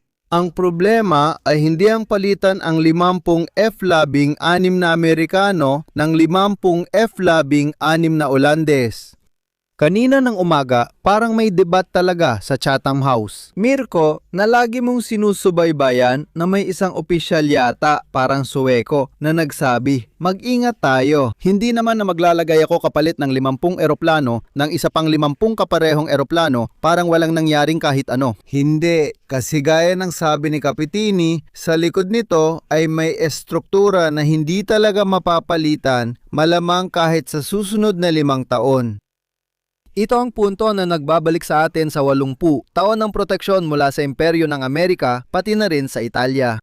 Iyon ang deterrence. Doon bumagsak ang problema. Ang pagkakaiba kina Obama, Bush anak, pati na rin kay Reagan at ikalawang Trump ay hindi na gumagamit ng deterrence ang Amerika. Nagbigay siya ng 1,000 senyales, ibinigay niya ito tungkol sa Europa. Kaninang umaga, ibinigay niya rin ito tungkol sa Taiwan. Nang nagkita sila ni Xi, umalis siya at sinabi, ako pa ba ang magpapadala ng mga Amerikanong bomber na mahigit 9,000 kilometro para protektahan ang Taiwan? Nandun sa dulo, pero hindi. Nagbigay siya ng isa pang senyales sa mga Hapon na umorder ng Patriot noong 2020 at kamakailan lang ay sinabi sa kanila na hindi rin nila ito ibibigay kahit sa 2028.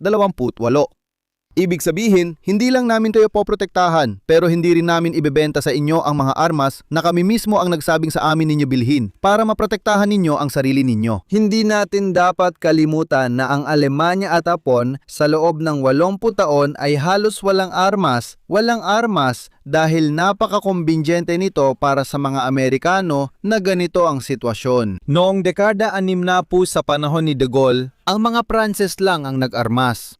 Ang mga sumusubaybay sa kasaysayang militar noong mga panahong yon ay natatandaan na nagwala ang mga Amerikano nang si De Gaulle ay naging isang maliit na pinuno na may mga sandatang nuklear at iba pa. Hindi talaga ito nagustuhan ng mga Amerikano. Punta naman tayo sa mga Ingles. Ang mga Ingles ay dumaranas ng isang krisis na hindi lang basta. Ibig sabihin, ang pagbibitiw ng ministro ng depensa ay huling pangyayari lang sa isang napakabigat na sitwasyon. Ang Inglaterra, simula pa lang ng Brexit ay pumasok na sa isang sitwasyon kung saan sila mismo ang sumira sa sarili nila, nagkaroon sila ng matinding pinsala sa ekonomiya. Medyo nakalimutan mo ata, Mirko, ang heograpiya. Ano ang Hormuz? Mga 35 milya lang naman yon. Pero gaano kalayo ang Inglaterra mula Calais? Halos kasing layo ng Hormuz. Dapat alam ng namumuno ang itsura ng mundo. Baka mailipat mo pa ang mga kontinente. Ang Inglaterra ay kaharap ng Unyong Europeo, gusto mo man o hindi. Na hindi nga nila kayang magtayo ng high-speed rail na halos patag lang naman sa pagitan ng Londres at Manchester. Parang hindi kayang gawin ng mga Italyano, halimbawa ang Autostrada del Sole o ang Milan-Roma na high-speed rail. Hindi nila kayang magtayo ng high-speed na relay sa patag na lupa. May malaking problema sa lipunang Ingles na doon nagmumula. Pero hindi lang ito tungkol sa pamumuno, ito ang resulta. 1 taon at kalahati na ang nakalipas nang maupo sa kapangyarihan si Starmer. Kung natatandaan ninyo, nagtalaga siya ng 3 tao, kabilang na ang kaibigan kong si Doktora Fiona Hill. 3 mahuhusay na eksperto sa mga usaping militar na muling tinalakay at inihanda ang bagong modelo ng depensa.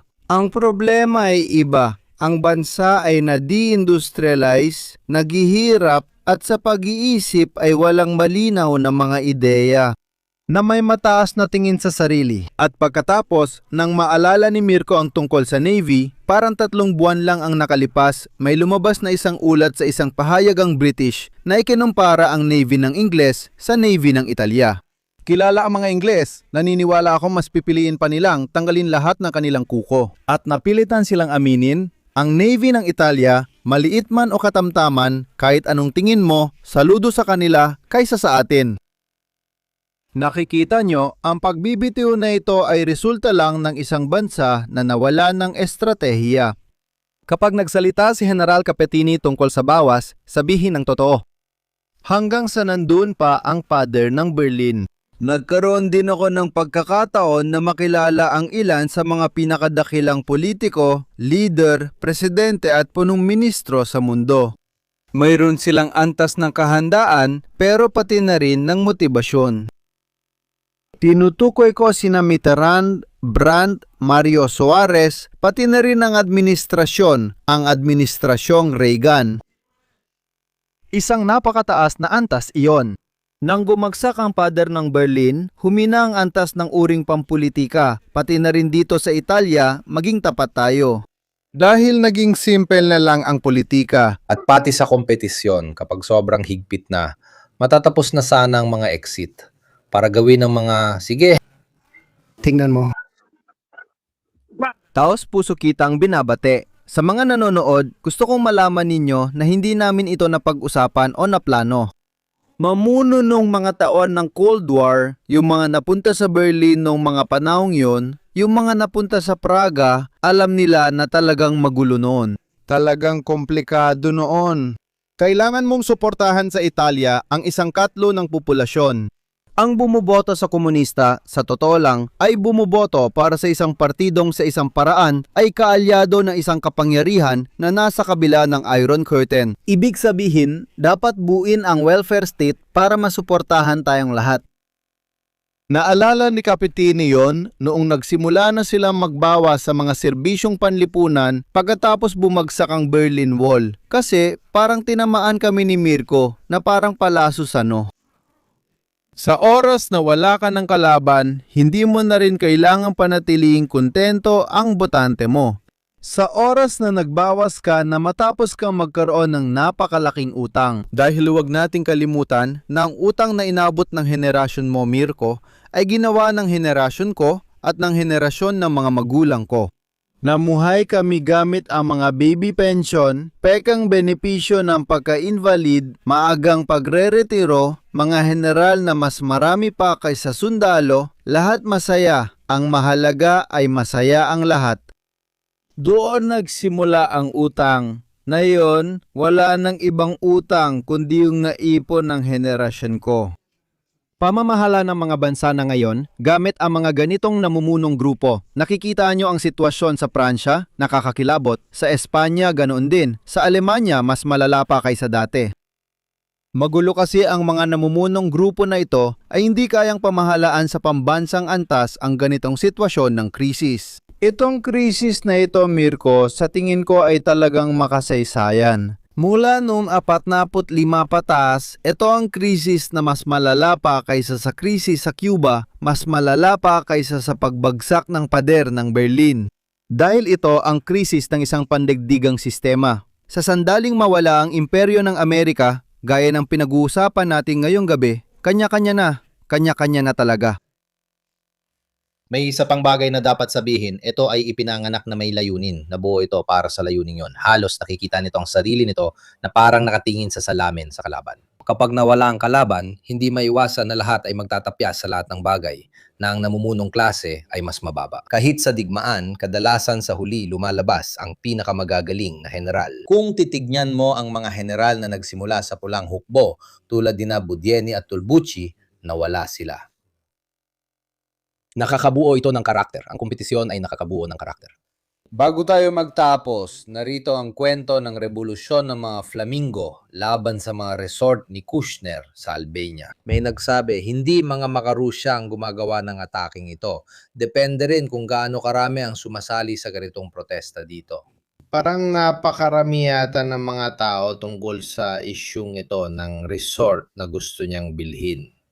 Ikaw, tiningnan mo ba ang kwentong ito? Sinubaybayan mo ba o hindi ito pinag-uusapan sa Amerika? Hindi. Ang impresyon ko nung unang termino ni Trump, sina Kushner at ang asawa niya ay parang sumingit sa White House na may kakaibang titulo bilang tagapayo. Pagkatapos, naintindihan nila ang laro at sa pangalawang termino, dahil hindi naman sila tanga, nagsimula silang makipagnegosyo gamit ang impluwensya niya. Nagsimula silang gumawa ng mga negosyo para sa kanya. Pansin ko lang, mga 2 o 3 buwan na rin na si Kushner, hindi na siya ginagamit ni Trump tulad ng dati. Katulad nung isa na lagi kong mali ang pangalan, Wilcock. Pareho silang negosyante ng real estate sa New York. Sa anong bagay magaling si Kushner? Na napunta siya sa Serbia, napunta siya sa Bosnia, sa Republika ng mga Serb sa Bosnia, at napunta rin siya sa Albania. Umiikot siya para magnegosyo, ginagamit ang impluwensya ng biyena niya na tinatanggap siya ng lahat at nakapagtabi siya ng maraming pera. Sa palagay ko, hindi talaga siya interesado sa politika. Sarili lang niyang negosyo ang iniisip niya. Malinaw na kapag may ganyang kahalagang papel ka sa maharlikang pamilya ng Estados Unidos ng Amerika, totoo na sa isang banda, tinutulungan ka nila, pinapapasok ka nila, pero totoo rin na nagiging bahagi ka ng isang pampulitikang kontrobersya sa lahat ng bansa kung saan may mga taong may gustong sabihin laban sa biyenan mo, hindi laban sa'yo. Malinaw din na halimbawa, ganun din ang asal ng 2 anak ni Trump. Kaya marahil ito ang pagkapang-ulo na may pinakamalaking conflict of interest sa kasaysayan ng Estados Unidos ng Amerika. Sa loob ng ilang araw, ipagdiriwang ang ika-250 anibersaryo ng kalayaan ng Amerika, gaya ng nabanggit niya. Kapitini, pero pati na rin ang kaarawan, ang ika-80, pinaalala ko sa inyo, ng Pangulong Trump, kasamang mga barya, perang papel, mga pasaporte ng Amerika na may kanyang muka, mga arko at iba pa. Nakaharap tayo sa katotohanang ang buong pamilya ni Trump, pati mga kamag-anak sa kasal, pero hindi anak, ay naglalakbay sa mundo para magtayo. Trump Golf, Trump Hotel, Trump ibig sabihin. Pero tingnan mo naman ang anak ni Biden, kawawa, na parang nagbubulsa ng $50,000 kada buwan, alam mo. Pero bago lang yon kung ikukumpara. Malinaw na umiikot sila sa mundo, laging nasa paligid ng siguradong lehitimong negosyo at paminsan-minsan minamalas din. Tsaka alam mo, matagal na rin nagbebenta ang Albania ng mga bagay sa mga dayuhan at BPR. Kaya baka nagsawa na rin ng mga tao. Tapos ito ay pangalang malakas ang dating at konektado kay Trump. Mas maingay ito ngayon pero matagal nang may ganitong mga bagay at investment sa lugar na yon. Para sa GCAP, dahil may nagtatanong, mas magandang itanong ito kay Leonardo Ladzara. Ibig sabihin, balikan ninyo ang isa sa mga live na ginawa namin tungkol sa Riarmo. Sa muling pagsasandata ng Europa, kadalasan ng mga proyekto na may kasamang higit sa 3 bansa ay may napakataas na antas ng kabiguan. 4 o halos 80%, kaya napakahirap gawin. Totoo rin na sa konteksto ngayon, mahirap ang paggawa ng ika-5 henerasyong fighter jet. At hindi binili mula sa mga Amerikano, Sa pananaw ko para sa hinaharap, ito ang perpektong direksyon. Lalo na kung ito ay pinagsaluhan ng mas maraming bansa. Dahil tumataas ang bilang, bumababa ang unit price ng mga order at higit sa lahat, nagagawa natin lahat dito sa atin. Napansin ko na maraming bansa na gustong bumili ng F-35 ay tumitingin na rin sa mga fighter jet mula Korea, Turkey o Gripen. Sa madaling salita, marami ang muling nag-iisip sa kanilang procurement. Ang tanging gusto makipag-ugnayan ng maipit para itali ang mga Amerikano at hindi ang sarili ay ang mga Israeli. Isipin niyo na bawat bigay ng mga Amerikano ng sasakyan o armas, Pasensya na, ika-6. Palagi nilang binibigay ang isang bersyon na medyo mas mababa kaysa sa orihinal na Amerikano palagi.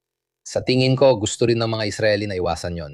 Kung gagawin natin ito ng magkasama, baka kami rin ang magpundo. Huwag nyo sanang ibigay sa amin ang medyo mas mababang bersyon, yung variant, di ba? Gaya ng palaging nangyayari. Lahat ng bersyon ng mga Israeli ay parang hindi buo, hindi 100%. Bakit kaya? Dahil natatakot ang mga Amerikano na kapag napunta yun sa kamay ng iba, kapag nahulog, gagawin nilang reverse engineering at kokopyahin nila. Kaya kahit sa Saudi Arabia, binigyan nila ng Abrams. Sa bersyon ng Saudi Arabia, nagbigay sila ng 31 Abrams sa mga Ukranyano. Sa bersyon mismo ng UK, ibig sabihin Ukraine, sapat na. Binago parehong sa aspeto ng elektronika at ng mga composite. Laging may kulang. Sa tingin ko, gusto ng mga Israeli itong iwasan, pero dahil din sa nakikita nilang pagkakapalibot sa kanila. Pero hindi yung sinadyang pagkubkob, kundi yung pagkubkob na sila rin ang lumika. Nagpapakupkup tayo sa mga Amerikano na sa kanila hindi ka talaga mapapahamak. Paolo, sa iyo ang pagtatapos. Tungkol sa JICA at ika-6 na henerasyon ng eroplano, tinatawag ko si Leonardo. Hindi si Leonardo Grupo, si Leonardo Lanzara, pero pati na rin ang presensya ni Leonardo, siya ang talagang kasali sa proyekto ng fighter jet na ito ng ika-6 na henerasyon na lumilipad din. Bukod sa paggawa ng lahat ng may isip mo, tinatawag ito ni Leonardo bilang sistema ng mga sistema. Isang bagay sa ere na kumokontrol ng drone at trapiko. Pumapasok siya sa cyberspace at lumalabas kapag gusto. Nagbobomba. Tapos kung ayaw, basta kinakalimutan na lang. At dahil may oras pa, lumilipad din ito. Lumilipad talaga. Isa itong ganap na bagong hangganan. Narating na natin ang pinakamataas na antas ng kakayahan ng ika-5 henerasyon dito, ang F-35. At hindi ito teknolohiya na hawak ng mga bansang Europeo. Ngayon, may posibilidad sa susunod na 20-30 taon na makapag-develop ng mas mataas na antas ng teknolohiya na maaaring makipagkumpetensya. Dito, pumapasok ang interesting na bahagi. Kailangan makita kung gaano kapapayagan ng Amerikano na makipagkumpetensya rito laban sa teknolohiyang dinevelop ng Estados Unidos.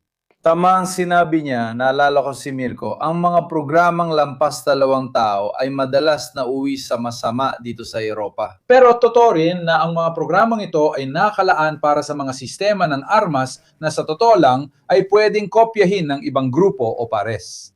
Gagawa ako ng tangkeng Pranses-Aleman, pero kaya ako rin gumawa ng tangkeng Polako-Ukranyano.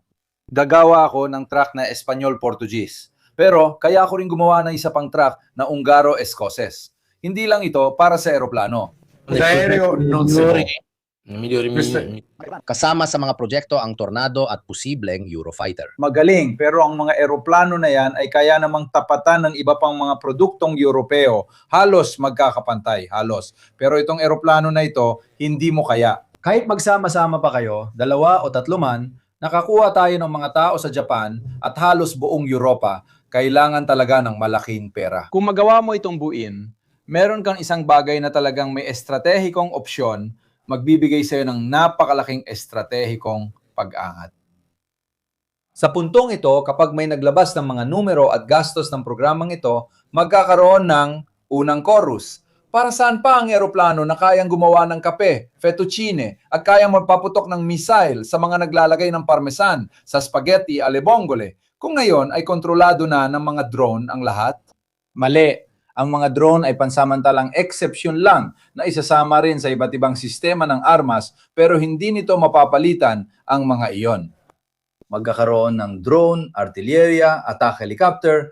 Pero paano ang mga sistema kontra drone?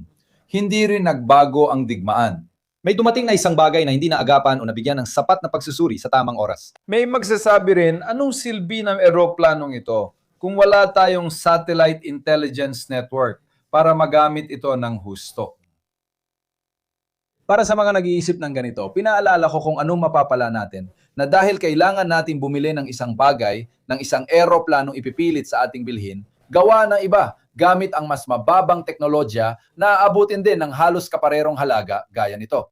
Mahaharap tayo sa bagong estilo ng F-35. Mas mainam minsan na mag-isip ng malaki at isipin na tayo ang maging pandaigdigang merkado at sanggunian sa pamamagitan ng pamumuhunan. Minsan lang magpakasipag, hindi ba, Paulo? Ikaw ba? Hindi ba? Ang mag-invest ay nangangahulugang ilalagay mo muna ang pera mo sa pag-asang at dito halos sigurado ka na babalik ito na mas malaki. Hindi ito tungkol sa pagsasayang ng pera. Ang pagsasayang ng pera ay parang pag-utang para bumili ng bahay. Hindi masasayang pera mo dahil makakabahay ka. Pero kung nag-uupa ka, mapupunta lang sa may-ari ang bayad mo. Kailangan nating piliin kung mag-uupa tayo sa mga Amerikano o bibili ng sariling bahay gamit ang utang. Pasensya na sa paghahambing pero si Ginang Sisira dito, may fans club ako ng Sesiristan. May Sesiristan online na ipinagmamalaki ko. Kaya dito, kailangan nating makita, kailangan nating kumbinsihin si Ginan Sisira na ito ay isang investment at hindi lang basta nasasayang ang pera. At ito rin ay mga investment para sa mga batang ininyero na magtatapos ngayong mga taon sa ating mga lungsod, para sa mga batang matematiko, para sa mga batang kimiko, para sa mga kabataang nasa larangan ng elektronika. Para sa lahat ng makakapag-ambag na may kakayahang makapag-ambag ng talino sa ganitong uri ng mga proyekto. Dahil ito ang landas ng hinaharap, hindi ang paggawa ng Duna o ng Panda hybrid. Tapos na yon, tapos na. Tahimik na ako, mabuhay si Ginan Sisira. Kaya lubos ako napapasalamat kay General Capitini at Daniele Moro. Babalik ako siguro next week kasi kailangan kong tapusin ang ilang mito ng mga tagapag-utos para sa libro natin, Paulo. Kailangan ko ring tapusin ang kabanata ko kaya magiging sobrang abala ako. Pagkatapos, magpahinga kayo at maglaan ng isang araw sa dagat. Habang walang mga kasunduan at mga ganung bagay, sana wala namang mangyaring masama. Kadalasan, tuwing pumupunta ako sa dagat, 2 beses pa lang ito, si Prigozhin ay nagmamartsa. Noong huli akong kumain doon, inilunsad ng mga Ruso ang Oreshnik. Pumunta ako noong ika-4 ng Oktubre sa terme ng Viterbo. Noong ika-4 ng Oktubre, nasa terme ng Viterbo ako. Kaya nga sinasabi ko kung hindi ako pupunta doon. Hindi tayo pwedeng kumunta doon. Kaya maraming salamat sa inyong lahat at magkikita tayo ulit. Magandang gabi.